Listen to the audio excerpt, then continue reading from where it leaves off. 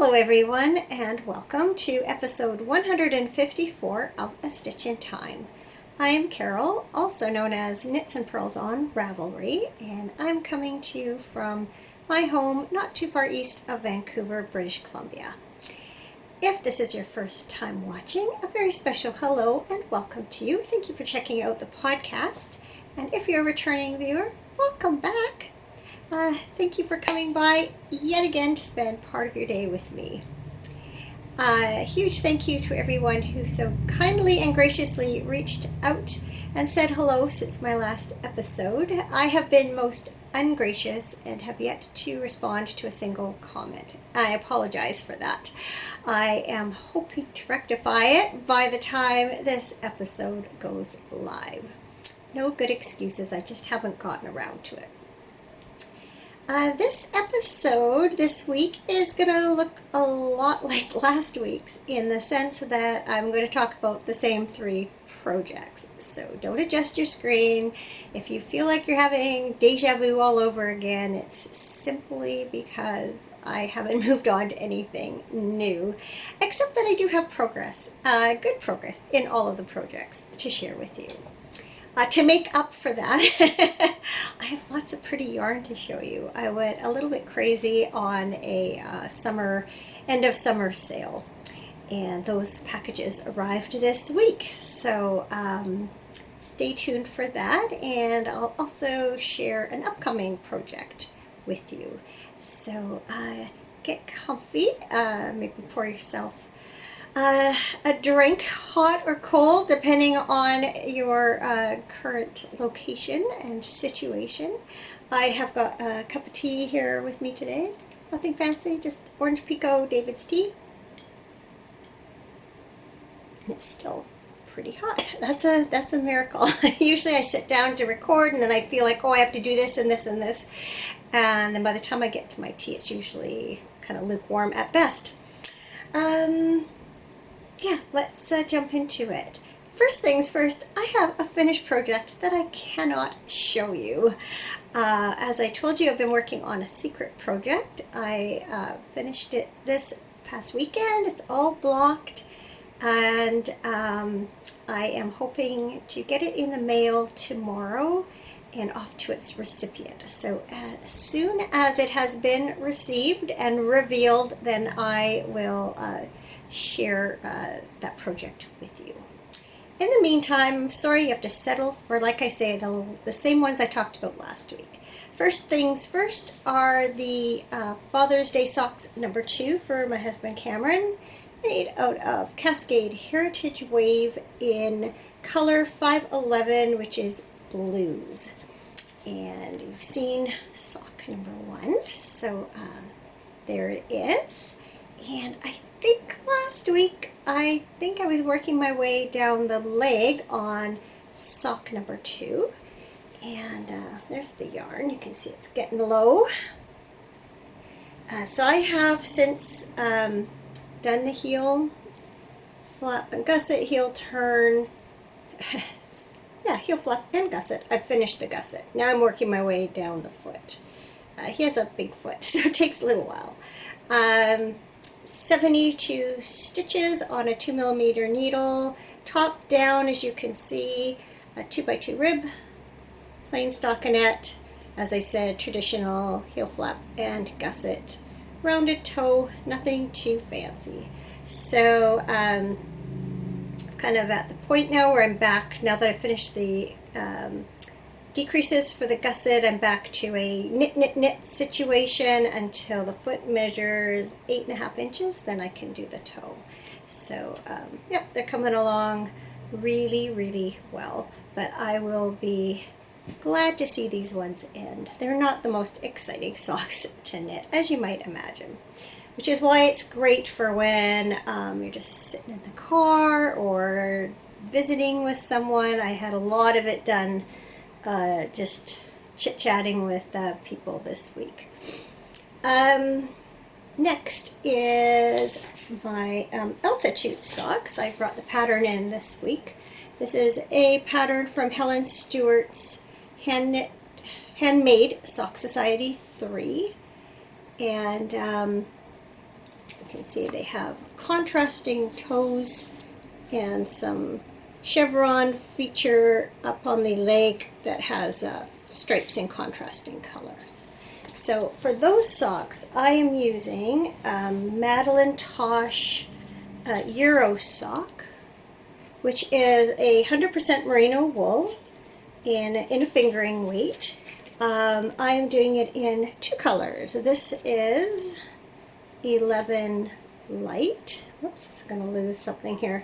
This is 11 light and this is 11 dark, and I bought them as a set. So when I saw this pattern, I know it's quite similar to the yarn that was used for the originals, and immediately I thought, oh, I want to make those socks out of this yarn. I'd kind of been saving it for just the right project. So as I had, whoops, I think I just jiggled the camera. I showed you last week that I had made my way down, ready to do the heel flap in on the first sock. And because I'm not sure if I'm going to have enough yarn to do the socks exactly as written, I decided that I was going to knit the 2 of them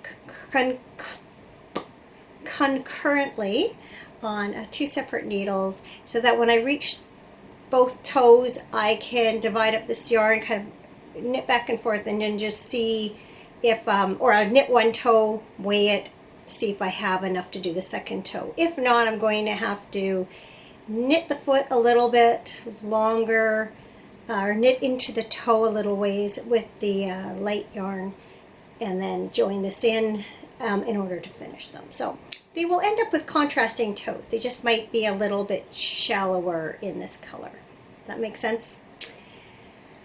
So last week I had just cast on this second sock, and I think I had gotten about that far, if I remember correctly. Maybe I had even just done, no, I think I had started with the contrast. And at the time I noted how different the 2 socks looked. This was knit from the inside of the ball, this was from the outside. And I said I wasn't going to bother. It didn't bother me that, you know, hand-dyed yarns are different, and you know, we should embrace that. Having said that, I really, really like how this one looks. I have now just about an inch and a half from the, I think about an inch and a half from doing the toe. And I just love how nicely this chevron stripe stands out against the lighter background. And just I really like the more subtle speckling of this sock. So what I've decided to do is I will, and it looks like, this is, I'm knitting, as I said, these are from the outside of the ball, and you can see it looks light for a long time. I guess it's just in that first bit in the middle that's darker. So what I'm going to do is knit the whole first sock, figure out, you know, with the toe yarn where I can stop knitting with this yarn, and then I am going to cast on the second sock from the outside of the skein and knit it again. So I feel like I'm rambling. I think that makes sense. So I'm going to end up knitting this part like 3 times in all, but I really do, especially when I hold them side by side and really, really look at them, I really do have a preference for this one. And so that's what I'm going to do. So yeah, I kind of hate to have to knit 2.5 socks essentially to get a pair, but I think I'll be happier with them in the long run. So that's what I'm going to do. I understand, you know, I've seen enough stuff about how yarns are dyed. I understand that they're not going to always be uniform throughout the skein. This is quite a difference. And since I have the option, I have enough yarn to be able to use mostly the lighter, then I'm going to take advantage of that. Okay, so once again, the project that has been bringing me the most joy this week is my swallowtail sweater. That is by, I know I wrote it down here, Jamie Hoffman. It's probably staring right at you. Yes, it is right there. Jamie Hoffman of Natosophy Designs. So there's the upper part of the sweater, and then there's also color work that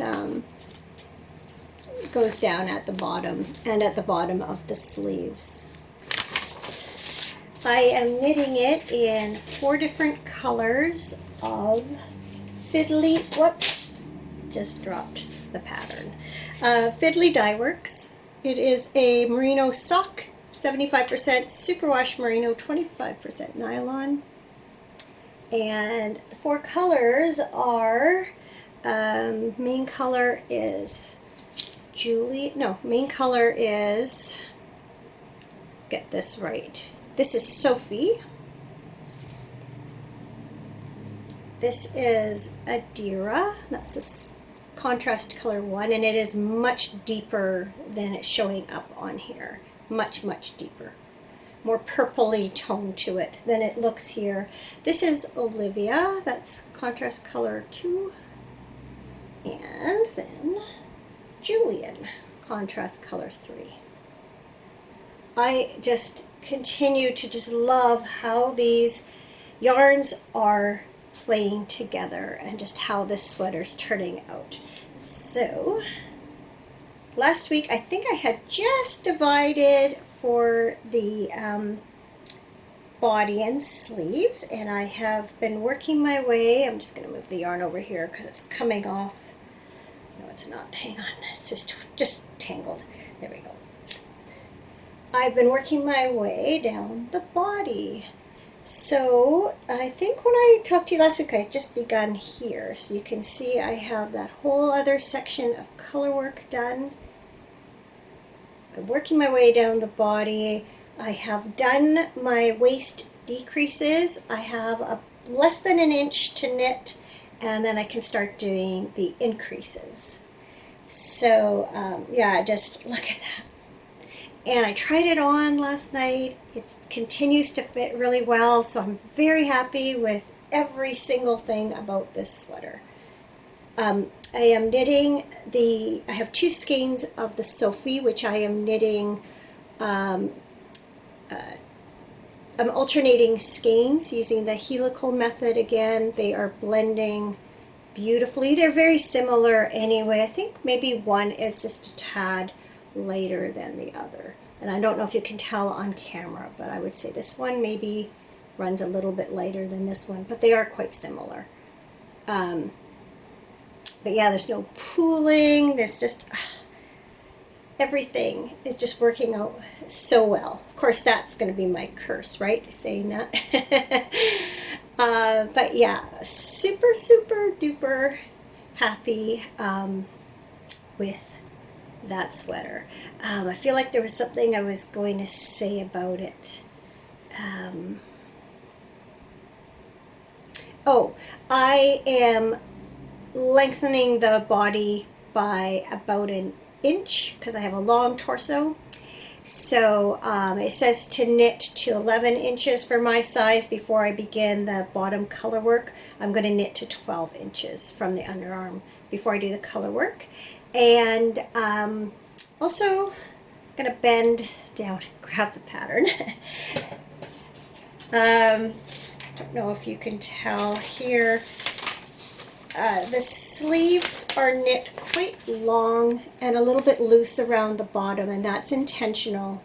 I prefer a little bit shorter, so I will knit this section a little bit shorter and do the color work a little bit earlier so that it fits truly at my wrist knot down here. I just can't stand that feeling of having to push up my sleeves all the time. I don't like things that sort of go too far down my wrist. So, yeah, those are my 3 projects that I can show you this week. I'm going to just move a couple things here. and make way for some acquisitions. So, you know, when they tell you, say, do you want to sign up for a newsletter? It's great to be informed, but sometimes it provides an awful lot of temptation. So when You Knit in Toronto sent a newsletter talking about their end of summer sale, I couldn't resist going to have a look. They had some yarns 50% off, and the rest were 20% off. And a lot of times, one second, a lot of times when you have yarns that are 50% off, it's often like old yarn, or it's when they only have like one or two colorways and a couple of skeins left in a certain line. This one had some really great deals, and I just couldn't resist. So the first thing that I went looking for is they had Allegria by Manos del Uruguay on for 50% off, and they had a really big selection of colors left. I love this yarn. It is see if it's merino nylon. Yeah, 75% merino and 25% nylon. I've knit several projects out of it. It's nice and soft, beautiful yarn to work with. So I had trouble narrowing down, but I chose 4 colorways. So this one is, so there's Allegria. So this is called Colorado River.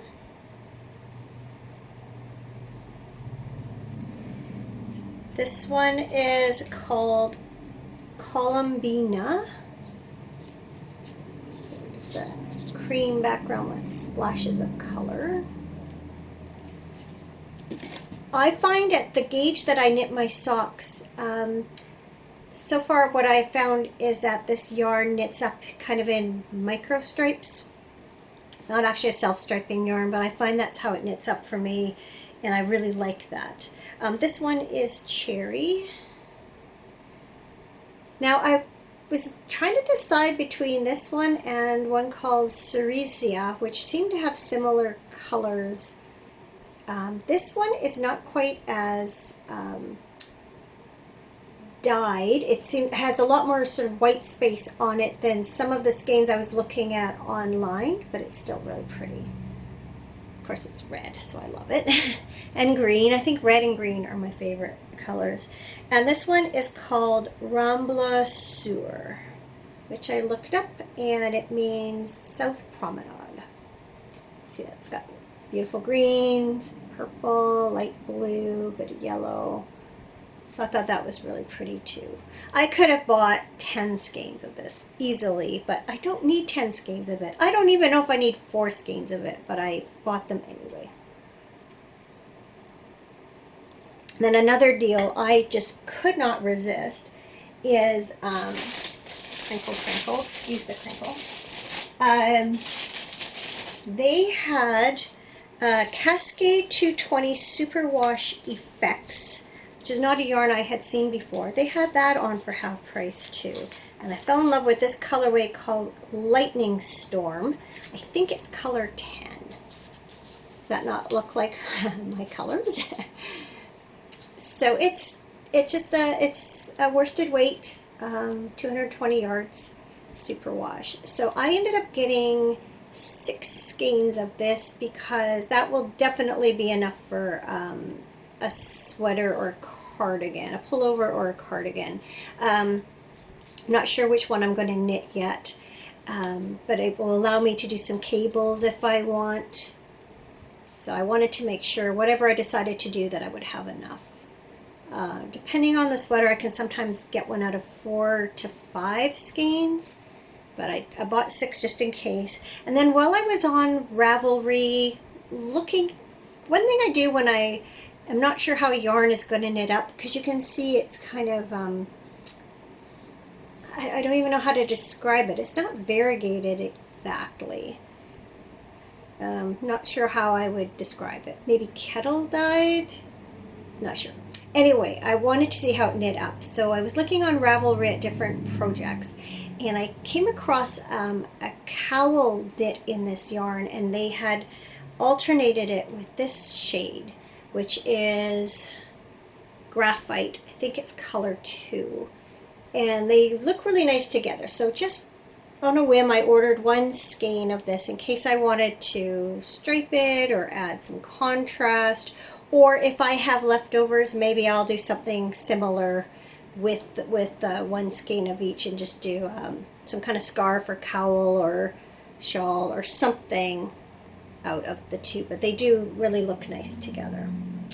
So you'd think that'd be enough, right? You'd be wrong. So that was my 50% off purchases. And then more crinkling. I noticed that they now carry Hue Loco yarns, which I've heard about but not had the privilege to knit. I see it's hand dyed in Colorado. It says right on it. I didn't know that. Anyway, I decided to try it out, and when I was attracted to this color anyway, but then I saw it was called Mermaid Tail, and I decided to buy it and make a pair of socks for my future daughter-in-law.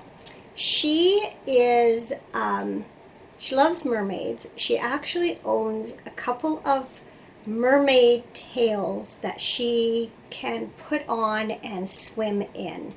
And she's made herself a couple of fancy, bathing suit bra type tops, and she just loves mermaids. So I thought, well, I've got to get that for her. So then I was thinking about what socks I might knit, and I decided, why not go on Ravelry, see if there are any mermaid socks, because of course there must be. And I came across this pair, which I think will look great in this yarn. It's by Yarnia Designs, and that's Hannah Woodhead, and they're called Mermaid Tail Socks. So it's just perfect. So I don't know if you can see, there's like a lace tail pattern that runs down the front, and then there is a textured pattern, I guess in that kind of probably inspired by scales, or meant to look like scales, that runs down the back. So I think that's going to be a great match. So when I'm finished the Helen Stewart Altitude socks, then this is going to be my next patterned sock cast on. So her birthday is actually the same as our younger granddaughter, which is December 30th. So I haven't decided yet if these will be a Christmas or birthday present, but basically because they're so close together, I need to get them done for about the same time. And then another thing I came across, I've heard of this yarn, but I have never seen it before, and I'm not sure if we pronounce it, is it King? Qing. I'm not sure, but they're beautiful, soft, pastel-y. Well, I don't think all of them are. If I remember, there's some brighter colors. Anyway, I was drawn to the soft pastel ones, and I ended up picking up these two that go together. This is a merino single, and this is a kid mohair and silk. And it's really, really soft. I can't always do mohair. Might be slightly itchy, but it's not bad. Anyway, I thought they looked beautiful. The colorway is Dew. There was one called Hummingbird that I was really drawn to, but I couldn't get both yarns. They were out of it in one of the yarns. There was another one too that I really liked. Can't remember the name, but they only had it in one of the yarns. But this one they had it in both. So I'm going to do a shawl in these. There's one shawl I was looking at, and I thought I had enough yarn, but then I realized that this skein is shorter than I was thinking it was. And then also some of the comments, people ran out of this fingering weight yarn, so I'm going to have to rethink that. I might have to look for a different pattern. In any case, it is gorgeous, just so soft. I love this soft green and kind of pale lavender. So this is going to be for me. Not sure when, maybe sooner rather than later. I've got an itch to cast on another shawl, so stay tuned. You never know. That is it for all the knitting and yarny goodness this week. Other than that, not a whole lot going on around here, which is what I seem to say every week. Monday was Labor Day, which is a statutory holiday here in Canada, so that meant that Cameron had a 3-day long weekend. So that was good. We had a really great weekend. For the most part, we just chilled, but I did go out on Sunday morning and work in the garden. So I just did some tidy up, pulled some dead flowers, trimmed some shrubs, attacked some weeds. That is an endless job, a losing battle. They are tenacious, particularly a couple of varieties we have here, and it's just something I find really hard to keep on top of. I'm hoping in a few weeks to plant some spring bulbs. It's something I resolve to do every year and then somehow never do. I have in the past, so those areas, they've either completely disappeared, or you get the odd one that comes up and never blooms. Or in a couple of areas I had 2 varieties of bulbs together, and now one has taken over the other, and so need to fill those areas out. So I'm definitely want to do it because I just love seeing them in the spring. I just have to make myself do the work in the fall. And then also, as my summer flowers sort of get past their best, I'll yank them and probably just put a few mums in for color for the fall into the winter. And those should last until frost, I guess. And quite often we don't get frost or freezing temperatures till quite late into the season. So hopefully I'll get around to that in the next few weeks. On Sunday we went and saw our daughter and her family. We had a last visit with the grandkids before they headed back to school this week. So because their social circle is expanding considerably now with back to school, their family social circle is shrinking considerably. And even though we haven't really been in each other's bubbles very much, we have been a little bit. And so we're going to be putting an end to that for the time being. We did have the grandkids for a few days in the summer. And then since then, we've mostly practiced social distancing, but we do let the kids, we do get closer together for small, short periods of time during our visits, maybe for a hug or if the kids want to show us something or whatever. So it's not going to change a whole lot, but we are going to have to just make sure we keep that distance. And hopefully the weather stays good into the fall so that outdoor visits are still possible, because once we have to move inside, I'm not quite sure what's going to happen then. Our COVID-19 numbers here in BC, cases continue to be coming in at usually average just over 100 cases a day. We now have more active cases than we did at the beginning of the pandemic. And I know 100-ish cases a day in some areas sounds very low, but considering I think at our lowest we were down to 4 cases per day, it seems really high. And our especially with school going back, right? And yesterday our health officer put an order to close nightclubs and banquet halls, and also now bars and restaurants aren't allowed to serve alcohol past 10 o'clock. And this is all in an effort to reduce the spread among the younger age group. because that is where a huge number of our cases have been concentrated since the beginning of summer. So hopefully those measures will help slow things down. Luckily, like here in where I live, in my city, I think at last count we only had 34 reported or confirmed cases. The next town over, however, which is where my husband's office is, has been in the hundreds, and a couple of those were from a berry processing plant and also a poultry plant. So it's still out there. We still have to be really careful, as do all of you. I'm not telling you anything you're not already doing either. So this coming weekend, we are heading up to the cabin for what is sadly the last time this year. It's time to close things up. So we're heading up tomorrow afternoon and just going to have a sort of a holiday day on Friday. And then my sister and her husband are arriving Saturday. And my cousin will already be there. He has a friend of his who is doing some plumbing in his cabin over Friday and Saturday. And then Sunday, we'll drain all the lines and shut things down. So, yeah, it's always sad. I think particularly this year, I don't feel like we've had much of a summer. It's been strange, of course, has been for everyone.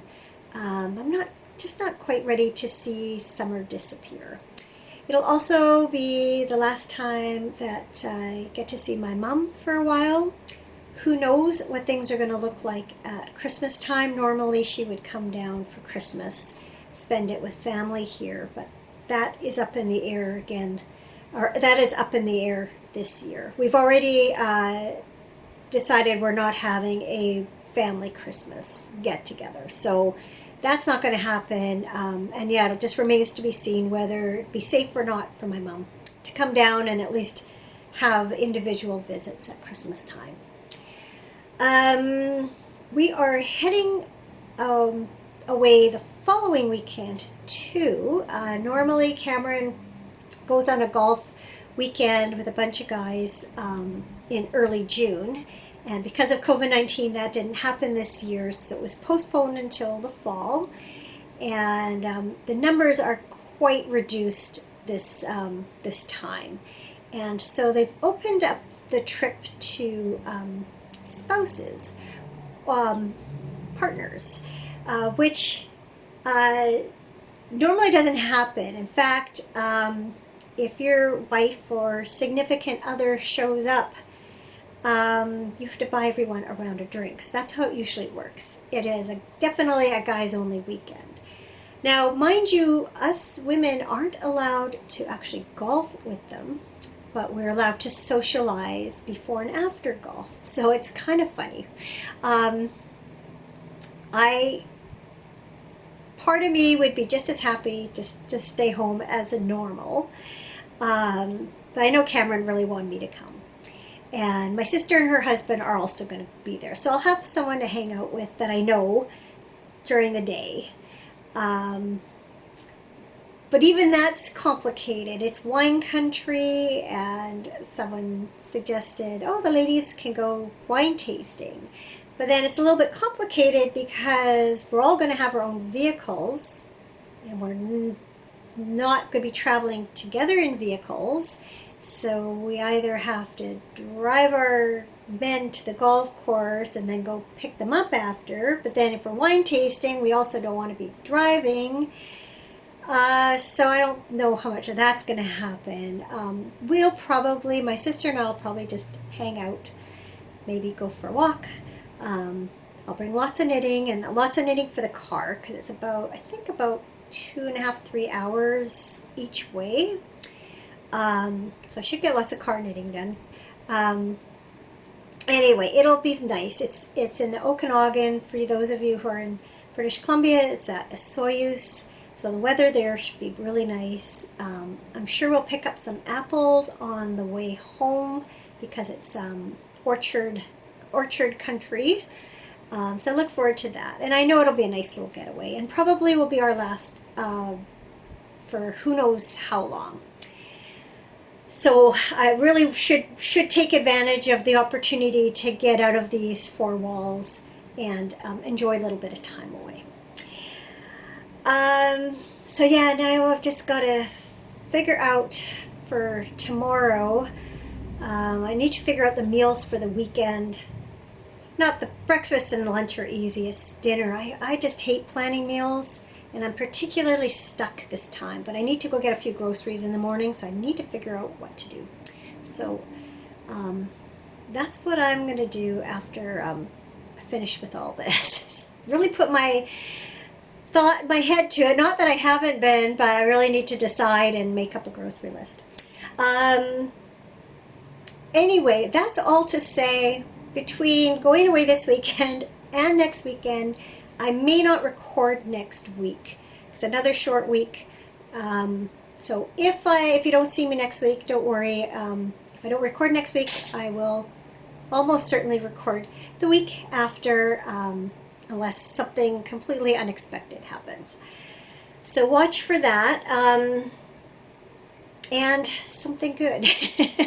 Sorry, I'm really kind of all over the place at the moment. Can you tell? I've got lots on my mind.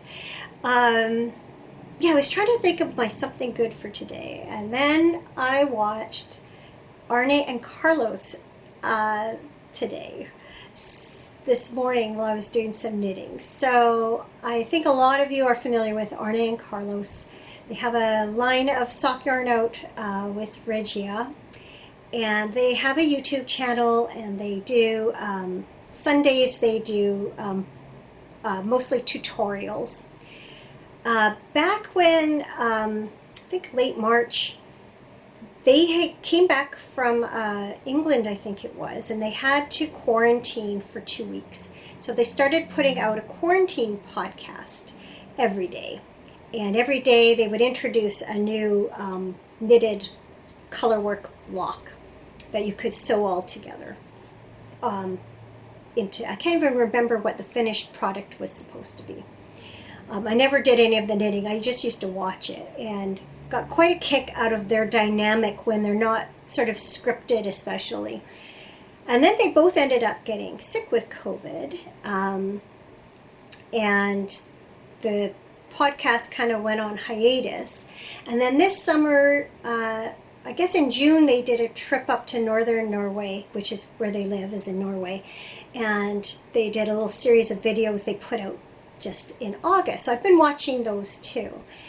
But today, I watched for the first time, they have a new podcast called Sit and Knit a Little Bit. Sit and Knit a Little Bit with Arne and Carlos. I think that's what it's called. And they're planning to do it weekly, in addition to their weekly tutorials. And I just get such a kick out of watching the way these two interact. Carlos is kind of all serious. He's business. He's got an idea of how he wants this to go. And Arne is just kind of along for the ride and is much more spontaneous. And today one of them said something and the other one said, oh, that's an ABBA song. And then Arne started working the titles of ABBA songs into the conversation. And it just cracked me up. I just had so much fun watching them. So if you're looking for a new podcast, I will put the link to their YouTube channel in the show notes, which incidentally you can either find on the blog, where there's a link below to that. If you're on YouTube, there's a link below to that. And if also show notes, I put them in the Ravelry group. There's a link to that also on YouTube. Underneath, you hit the button, you hit the little arrow, and it takes you down.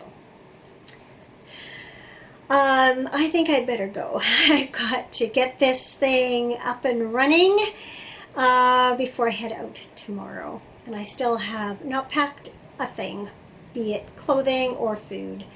And yeah, I'm just feeling a little scatterbrained, and can't just haven't quite got it all together. I'm basically a mess. just a mess.